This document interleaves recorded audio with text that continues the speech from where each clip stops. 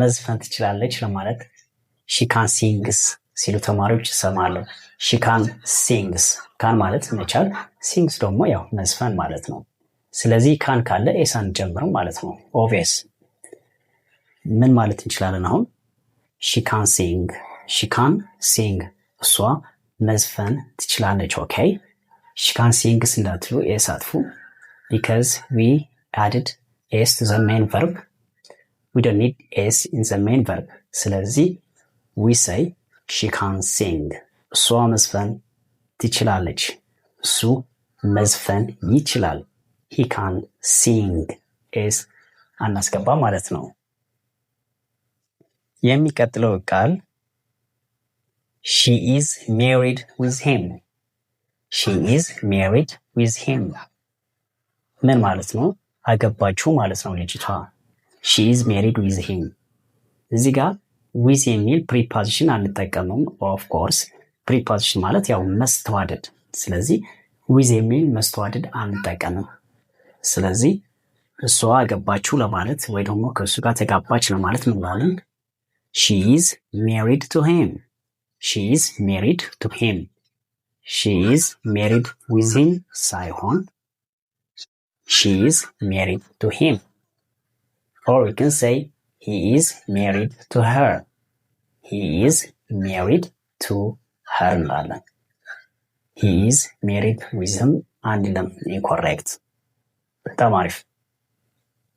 የመጨረሻው ዲስከስ የሚል ቃል አለ።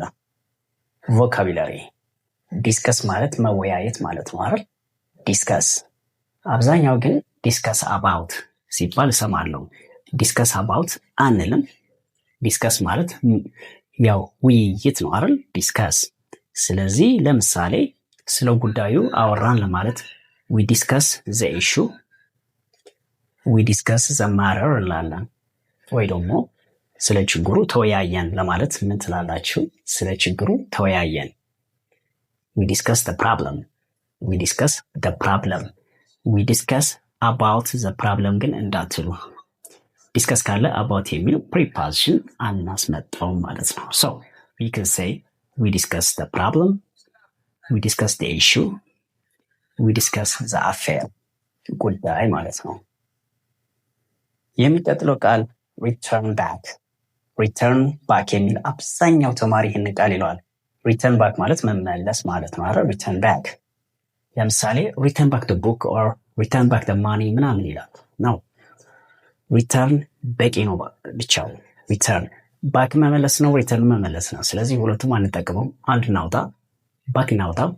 so return my money. okay return my money እንላለን። ገንዘቤን መልሰው። return back my money ሳይሆን return my money ብትሉ በጣም አሪፍ ነው። የመጨረሻው repeat again እንላለን። repeat again ምን ማለት ነው? ሪፒትም መድገም ነው፣ againም መድገም ነው። ስለዚህ ለምን again አስፈለገን? repeat once አንዴ ድገምልኝ ለማለት repeat once ብንል ጥሩ ነው። repeat again ከማለት repeat once ወይ ደግሞ come again ማለት ድገምልኝ ማለት ነው። ኦኬ ቤስት ኢንግሊሽ ፍሬዝ come again። pardon me, I'm sorry, I missed that. what did you say? እነዚህ ቃላት መጠቀም ትችላላችሁ።